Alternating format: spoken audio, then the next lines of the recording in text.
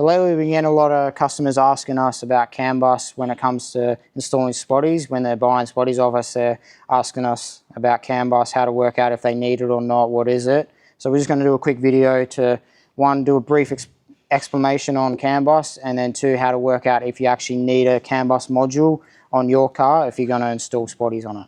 So let's jump into it.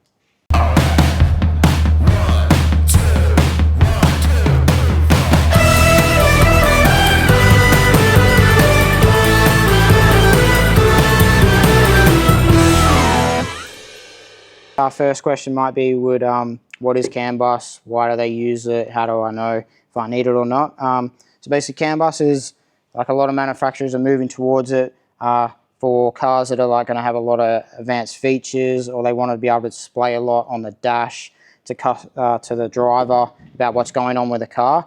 So to do that, they use CAN bus just because it saves a heap of cables. You don't have to run all these cables everywhere. You can reduce a lot of that by using CAN bus with the modules. So for instance, an example of why they might use it on headlights. So you might want it on the dash, they might want to be able to tell the driver, hey, your right headlight is out on the car, you want to check that. To be able to do that, the easiest way is by CAN bus. Otherwise, you'd end up a heap of cables at the cluster. So they would send basically CAN bus from a headlight module to the cluster module, and then that can then talk to all the different systems in the car. It doesn't just work for headlights, it works for your engine temps, all that kind of stuff. But basically, it's the easiest way to reduce cable for the whole car, because when you think about all the different modules that it might want to talk to be able to display on the dash, for instance, that's why they use CAN bus. Most cars that are moving towards it are like, with the cars, like I said, with a lot of advanced features, like the 300 series has a lot of CAN bus in it. 200 series Land Cruiser does as well, and then a lot of European cars, they tend to love the CAN bus system as well. But the easiest way to tell if you need a CAN bus system module when you're going to install spotties would be to check to see if anyone makes like one of these headlight adapter patch harnesses. If you can buy one of these for your car, then generally, yeah, your car is not CAN bus to do with the headlights anyway. So that's probably the easiest check to do first. And then to actually check for sure, what you want to do is actually go to the headlight itself, and then you just want to unplug the plugs into it.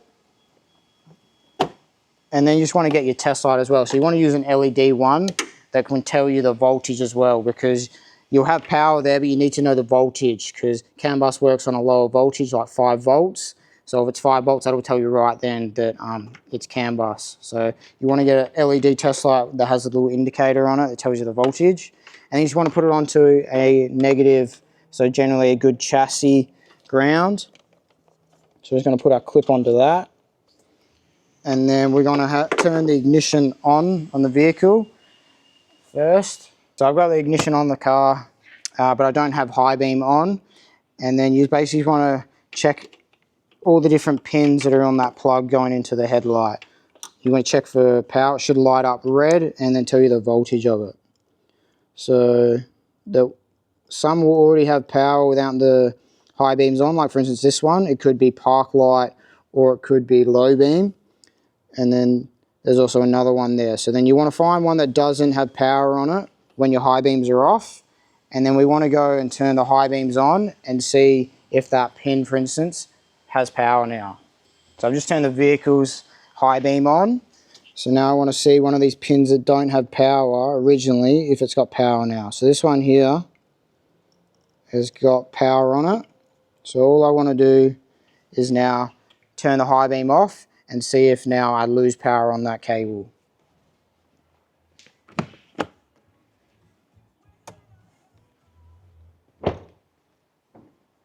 Alright, so that one's now got power off, so I know that's to do with my high beam.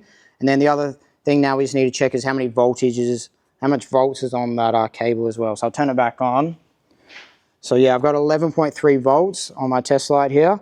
So I now know that that's not CAN bus, because anything, if CAN bus is only 5 volts or below. So the fact that we're at 11, I know for sure it's not CAN bus. So you can just wire per normal your spotties just off there to like your switch, or to 86 on your relay for the spotlight relay.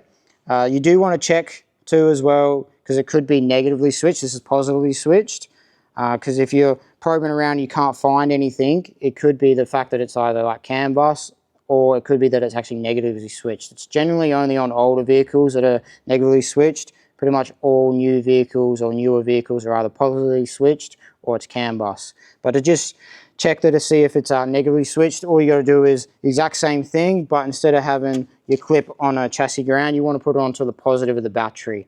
And then instead of it lighting up red, it will then light up green instead. So the exact same way, but just you have the clip on a different spot, and then the color will be different. So yeah, we know that that's all good. So that's the easiest way to test if it needs CAN bus or not. We'll jump onto a car that we've just finished completing a CAN bus install to show you the little module and how that kind of works. So if you've worked out that your car needs a CAN bus module, you can buy one of these CanMate ones. These are the ones that we install on all our CAN bus installs. So it's just a generic module that works for all cars that have CAN bus. And then to determine where you need to install it, you actually just scan the little QR code that's actually on the module. You then will then put in what vehicle, make, model, the year, all that kind of stuff, and then it'll actually tell you exactly where you need to install this module. It'll give you all photos, it'll give you a little description of on the photos as well, and then it'll tell you which wires you got to connect to what on your car. So these ones that are twisted here, they're actually the CAN bus itself. That's the easiest way to tell CAN bus. If you've got two cables that are twisted together, it's CAN bus wiring. So it's quite easy to install. It's very similar to how you do as a typical one. It just takes a bit longer because generally these are hidden away. On the 300 series like this one, it's actually not that hard. It's just in the kick panel here. But say for instance, if you're doing on a 200 series, it's actually behind your dash. So you got to pull quite a lot more apart to install a CAN bus module. This one's not too bad, but depending on the vehicle, they're all different on where you actually have to install it. So that's mainly the main differences. It just takes a bit longer. It's actually not really harder to do it all. It's just the time factor. It takes just a bit longer to install, but it's not too bad. And it's quite easy because you don't have to figure it out yourself. You just scan the QR code and it tells you exactly where to do it. So it's not too hard at all.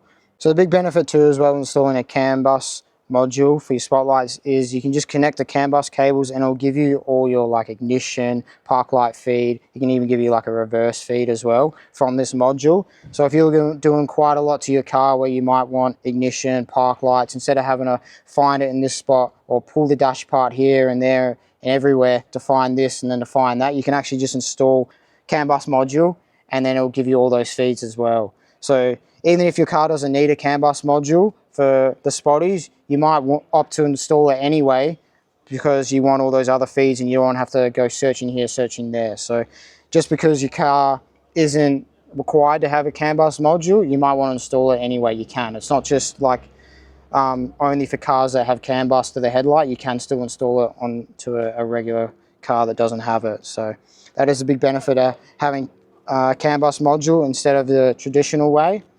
But there is also like you got to weigh it up if you need all that stuff as well, because it does generally take a little bit longer to install it.